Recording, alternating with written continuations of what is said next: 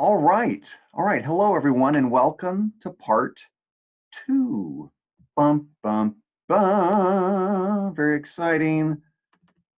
This one I think is kind of short and sweet. I hope.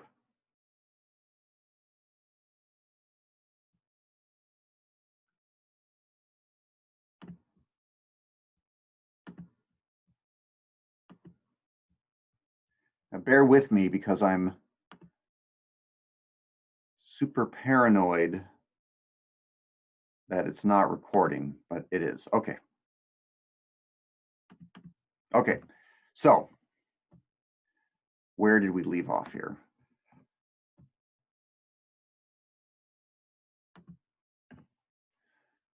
Right. So, part two, we'll talk about some of the actual drugs. We'll talk about drugs called antitussives. We'll talk about how they work, and we'll talk about how mucolytics, expectorants, and decongestants work. So first, how do antitussives work? Well, what are antitussives? They're just cough suppressants. And we're mostly talking about what are called centrally acting antitussives, and I'll come back to that later. But first, let's talk about when are they indicated? When is the veterinarian going to recommend these? Well, it's when the cough is not helping. Remember, a cough is a defense mechanism. A cough is a good thing usually, but sometimes the cough is making things worse. You saw it could be the dog with a collapsing trachea. It could be the horse with bronchitis. It could be the cat with bronchitis, or a dog with kennel cough, like this dog. This dog, they're coughing so much, it's not helping. In fact, it's making things worse. So this dog, the owner says the veterinarian prescribed antitussives. He's got a little bit of cough. It's actually kennel cough is what the vet diagnosed it as. We took her in today.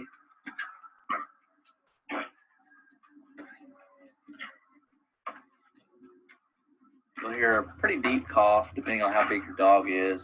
You might see some phlegm or some crud get kind of regurgitated from the cough, and a little bit of the white mucus that you might see. So that's not mucus. From the cough.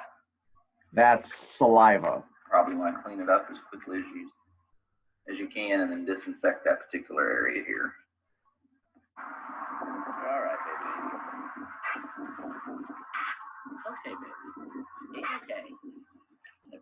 Got some Medi for you, okay? Get out of her face, Bobo.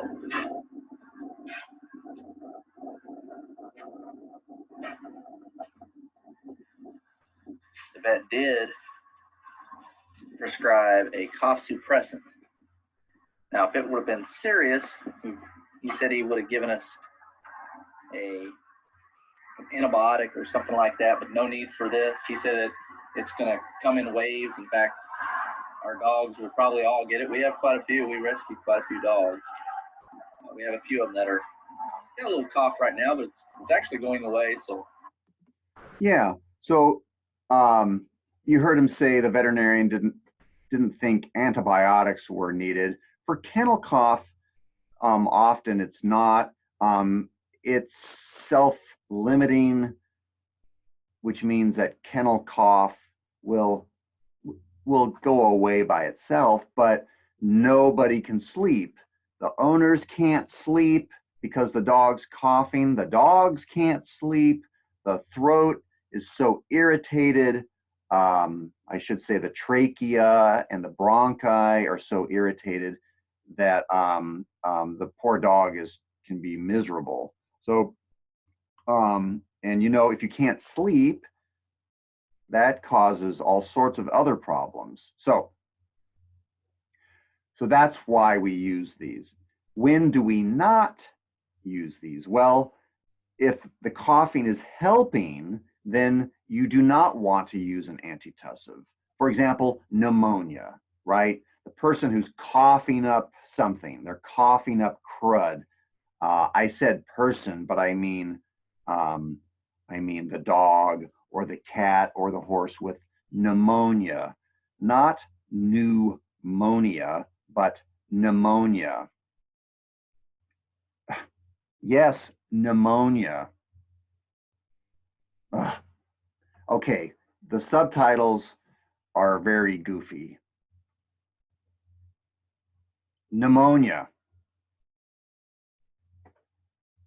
Anyway, that's when antitussives are contraindicated, are for things like pneumonia, where you would never want to suppress the cough. You want them to cough to get mucus because the mucus could have bacteria in it. We want that to get out. We want them to be able to clear their airways. All right. Well, how do they work? The most effective antitussives are opioids. Opioids, we learned about a few weeks ago. The opioids we use for antitussives are,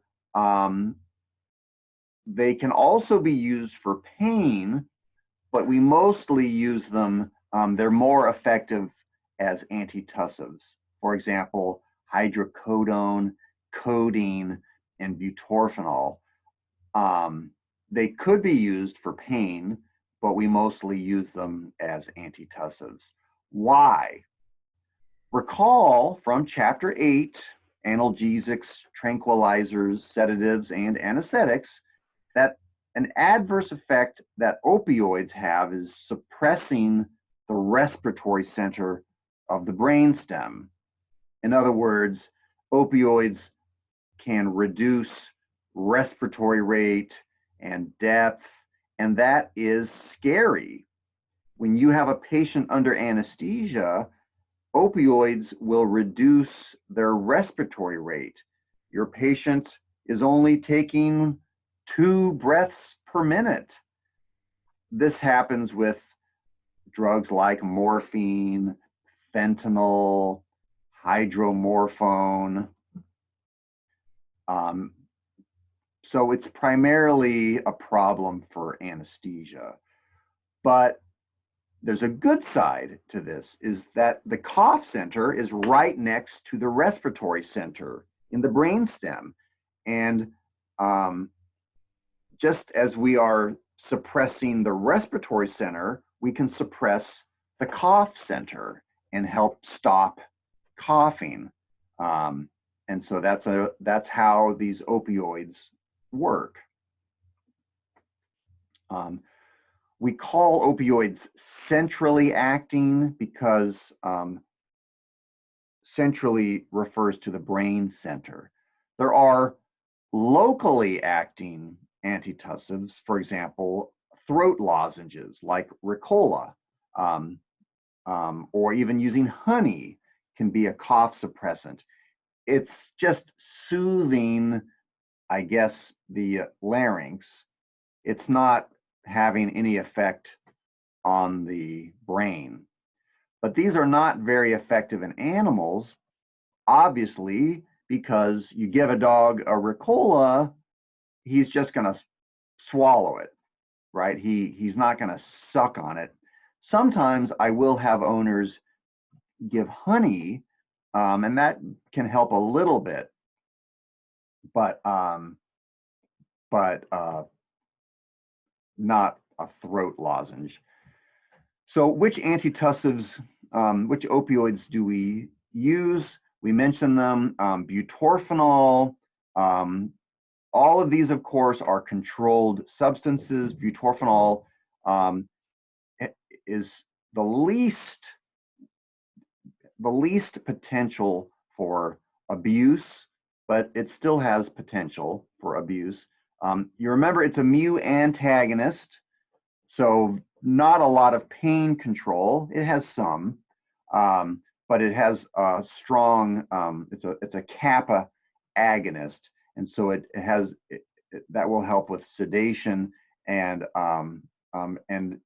regardless, it will suppress um, the cough center. Codeine is a mu agonist. It's weak. It's a controlled 3 drug, so beware of abuse. I'll talk more about that in a minute. Also, some pharmacies may have it combined with acetaminophen. And remember, that can kill cats. Do not use codeine with acetaminophen in cats. And probably the best opioid is hydrocodone, the best one for coughing. It's more potent than codeine. It's still only level 3, controlled level 3. Pharmacists will call it Vicodin or Tussigon. That's the trade name. Tussigon is very clever, right? Because tus, I guess, is Latin for cough, and gone means, well, gone. Okay, so, and this is not real important, but I think you'll notice there's this other substance, right? There's the hydrocodone, and what's this? What's homatropine? I think that's added because it might help, but I think it's mostly added to prevent or discourage drug abuse. I think it's in humans and animals, I think too, it can cause an unpleasant dry mouth and increase in particular, I think it causes dry mouth. So I think it's to discourage people from abusing it. And so I just want to take a moment to remind you, these are opioids. You will meet clients who will shop around. They will take their coughing dog to clinic after clinic after clinic, trying to get prescriptions for things like hydrocodone. So just beware. Beware of that. It's not very common. You may never see it happen, but I have, and so you just have to be on your guard. One last centrally acting antitussive is dextromethorphan. It's, I don't know why, but it's not very effective in dogs and cats. For mild kennel cough, we will still sometimes use it, but because it's an over-the-counter drug, but it doesn't do very much. It's some trade names are Robitussin. It's in Dayquil. I think it's in NyQuil. So there it is right there, dextromethorphan. But notice there's acetaminophen again. So we got to be real careful with cats. If an owner says, "Oh, I have some pediatric Robitussin or some pediatric cough suppressant, can I use it on my cat with asthma?" I can't just say, "Yeah, go ahead," because if it has acetaminophen, that could be deadly. Okay. Now we'll talk about 2 different drugs. These are not used very much.